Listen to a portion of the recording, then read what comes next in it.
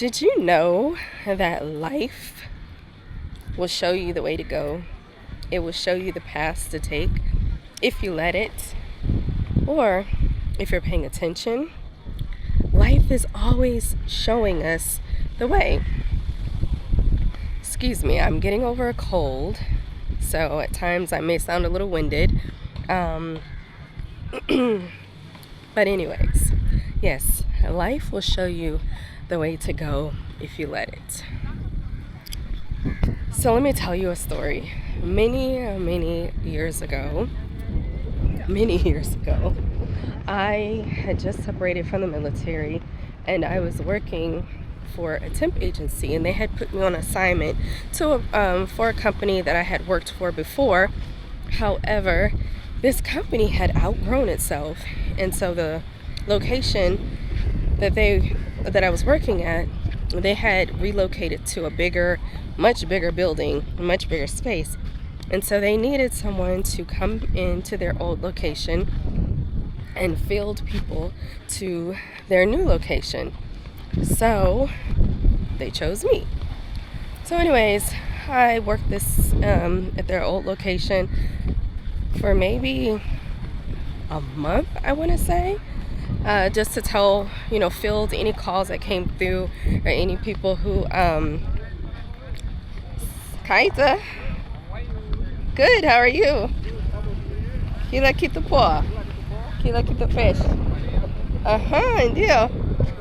Boa.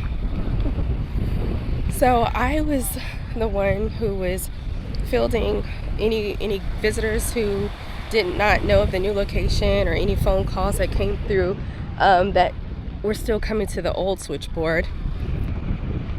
It wasn't that many. Wasn't that many people who came into the office. Wasn't that many people who called the office. But I was there anyways. So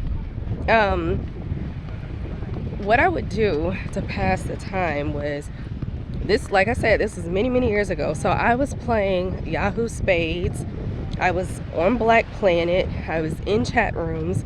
I was doing all the things to occupy my time, because those 8 hours went by very slowly. I was applying for other jobs at the time. Matter of fact, I had applied and was in the interviewing process for a job with corrections, with the sheriff's department, to work as a correction officer.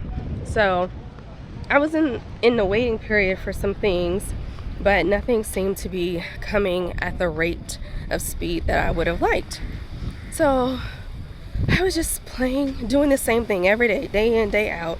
And one day I was sitting down eating a bowl of oatmeal, and I just opened the office laptop, and was getting ready to play some spades and surf Black Planet. And I was just looking out the door, because I used to have the door open and I could just stare out into the space. Da Quenya!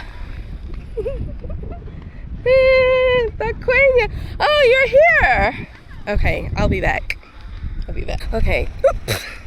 Okay, so I got sidetracked. I was talking to some of my Maasai friends. But anyways, so, I just opened the laptop, sat down with my bowl of oatmeal, was doing business as usual, and I'm sitting there looking out the door, and I have the spades open on one tab and Black Planet on another tab, and I was just like, there has got to be more to life than this. I mean, I just felt like what I was doing was not enough, and I was not fulfilled. I was just on this quest in life, just feeling like there was more than Yahoo Spades for 4 hours a day, and Black Planet the other 4 hours, mindless mind wandering. I would also read books, so I love to read books, so that was a plus. I got to read a lot of books, but at the same time I just felt like my life was wasting away. So there's got to be more to life than this. And as I'm having that thought, this feeling, I just heard this whisper in my ear. And this voice said, there's Monica Brown, that's my name. Ask me again, I'll tell you the same. I was like, what? Monica Brown, who is this? And why am I asking you your name? But instead of sitting there and being like, oh, Julia, you're crazy, what's going on here? I got off Yahoo Space, I closed Black Planet, and I opened a blank Word document. And I typed, Monica Brown, that's my name. Ask me again, and I'll tell you the same. That's how I began my career as a writer. I had never thought about being a writer in all my years up until that point. I almost didn't graduate high school because I had an F in English. So that's how much I was not a fan of writing. I was not a fan of work, I guess, or studying or doing all the things that I need to do, right, to be successful in life. So writing was just like the last thing on my mind of careers. I wanted to be an obstetrician, but I didn't want to go to school for so many years. I wanted to be a gymnast, but when I was in, fourth grade, my parents took me out of gymnastics, and I don't know why, but to this day, I still don't know. So that kind of cut that career short. But there was just like a bunch of different things that I wanted to do that was above being a writer. But on that day, that voice prompted me. It was like it called me out, and it said, Julia, I want you to tell my story. I want you to tell my story. And so I began writing. And from that point on, I've been writing and writing and writing. Eventually, that story became my first published novel. It wasn't Monica Brown.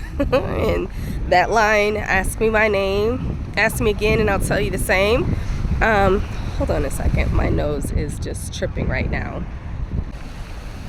So that is how my writing career began. Monica Brown didn't show up in that story. That was my first novel. She evolved, and her name eventually became Fatima. And so my first novel, Parallel Paths, has really nothing to do with what that first novel was about. But in life, things always evolve. What started out as one thing is not how it's going to end. So, Monica Brown was not in my first novel. She was not in my second novel. She tried to be in the third novel, but still, that is not Monica's story. I'm trying to come to terms with maybe it was never about Monica Brown. It was about me trying to find my identity. And it was something that led me to discovery. So, Monica Brown, if you're out there, I'm ready to tell your story. No, but I'm still writing. I feel like she is gonna come around, and we'll get to it eventually. But it's just very interesting how we can have these plans for our lives, like these thoughts and these ideas of what we're gonna do, who we're gonna be, where we're gonna live, who we're gonna marry, what our wedding is gonna look like, what our career is gonna look like. And just all of these other paths just show up, and we end up not marrying who we thought we were gonna marry, not in the career we thought we were gonna end up in. What we thought was a dream career turns out to be something you don't even like. So it's just all these different things. The place you thought you were gonna live is 500,000 miles away from where you ended up living. So you never know what life is gonna do. You never know what life is gonna bring.